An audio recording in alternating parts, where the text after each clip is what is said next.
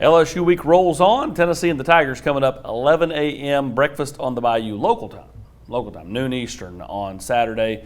Guys, to me, I've said all week that I feel like that all these games, Florida, LSU, they're just like you're climbing the rungs of a ladder.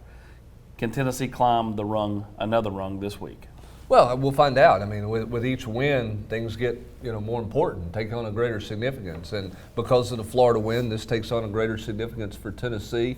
Rob, I think a bigger challenge than a lot of fans want to see or want to accept when you talk about this LSU team. Well, I agree. They're not always right, but I'm a great respecter of Las Vegas. They see this as less than a field goal game.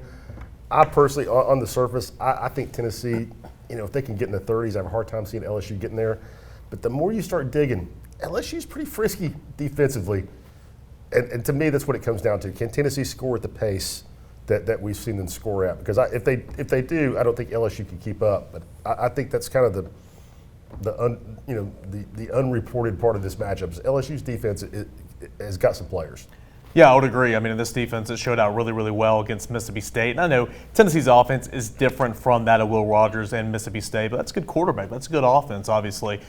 They got a pretty stout defense, good up front with B.J. Ojulari. But I'll say this, with getting behind 13-0 against Mississippi State, 17-0 against Auburn, showed really good resiliency. But I think Tennessee, if you get them in a hole that early, you can continue just to press on and put them in a hole. I think they will have a hard time climbing out of that hole against this offense. Yeah, you go back to the Florida game. Tennessee got up 17 with 10 minutes to go or whatever it was, and then they were just trying to hold on and get it to the triple zeros. I think if you get up like Mississippi State and Auburn did, there's so much time to go in the game, and you keep the foot on the gas. Yeah. Whereas Tennessee really took the foot off the gas against Florida the last half of that fourth quarter. So I agree with that. You said this, earlier in the week on the podcast, and the more I've thought about it, the more I really agree with it. I think turnovers are the key here. Auburn turned the ball over 4 times.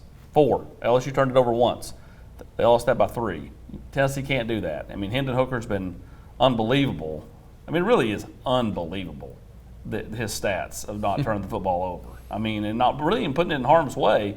So, if they can do that, I think that goes a long way to getting the victory. I don't disagree. I mean, they got to take care of the ball. I think the other challenge for Tennessee is how do they figure out a way to be functional in the run game? This is an LSU team giving up right at 100 yards a game. I don't think they've got a back go over. And Rob, you had this stat earlier. I don't think they've had a back against them go over 100 yards. How does Tennessee effectively run the ball against LSU? Because you can't just drop Hendon Hooker back every play. You've got to have some semblance of a run game. What does that look like for Tennessee? Yeah, I agree. And I don't know the answer because Tennessee was awful on the ground against Pitt.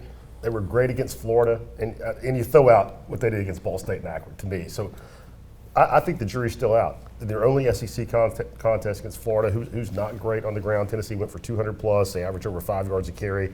If they could just approach those numbers against LSU, I love their chances, but they've got to be balanced. And Jabari Small, I think maybe found his footing in the second half against Florida. He had some really nice runs. Of course, he rips off the 40-yarder, Yeah. And I think you'll see that here. But, he ran hard, Eric.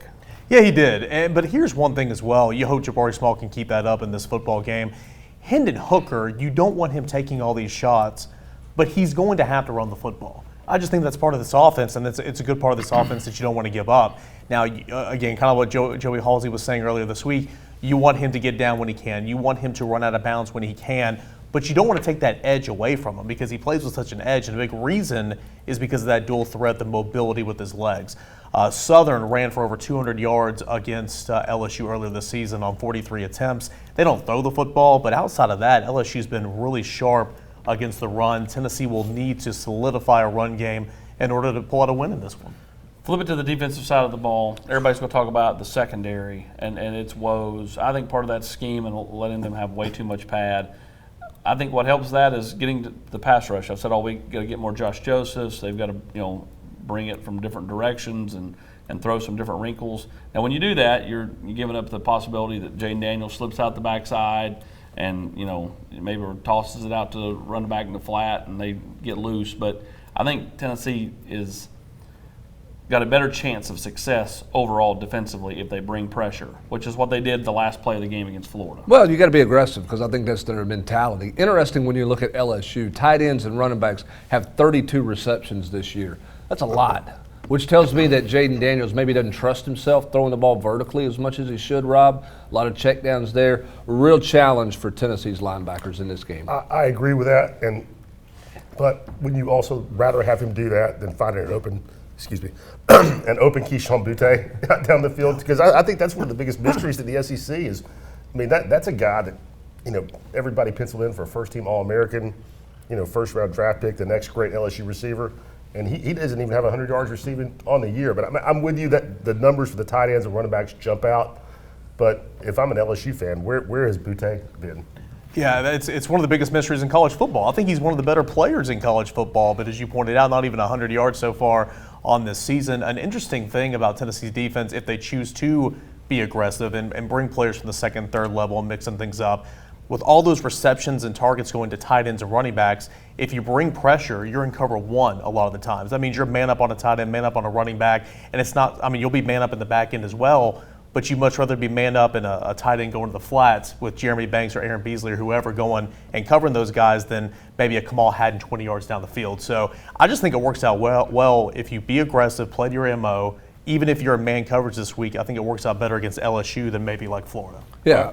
I don't disagree with that. And third down, can you get off the field? Yeah, that's what I was going to say. Tim Banks' scheme, first and second down against Florida was to perfection. Third down was a disaster. Fourth down as well, 5 out of 6. Yeah. I'm with you. You go back to the Ole Miss game last year. Matt Corral had it in 3rd and 4, and 3rd and 5, and 4th and 7, and 4th and 9. And the whole game. Just kept moving the chains. And you're facing another mobile quarterback that can do that kind of thing on 3rd and 4, 3rd and 3. Yeah, for Tennessee's defense to grow, there's a lot of talk about the secondary, and obviously maybe D. Williams can help and some of those things. We'll see. But you look at this team, they played 4 games. Tyler Barron and Byron Young, who played the end positions, have combined for 2 sacks. I would have lost that bet in the preseason if you just said those 2 guys would have had 2 sacks total heading into the month of October.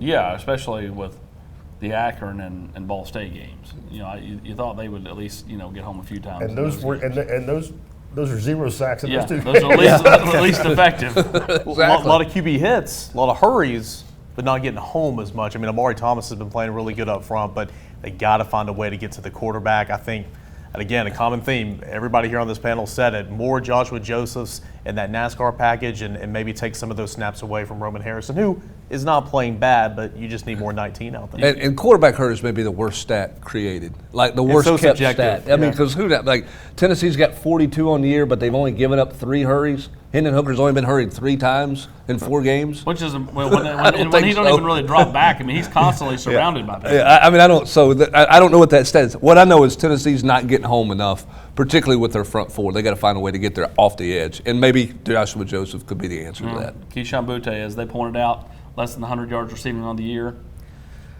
Anthony Richardson had combined for less than 450 yards through 3 games, and he threw for 453 against Tennessee 2 weeks ago. So just because somebody's been lacking doesn't mean they will lack against this defense, and we'll see if Tennessee can figure out a way to get it done. In Baton Rouge coming up Saturday, 11 a.m. local time, noon Eastern, breakfast on the Bayou.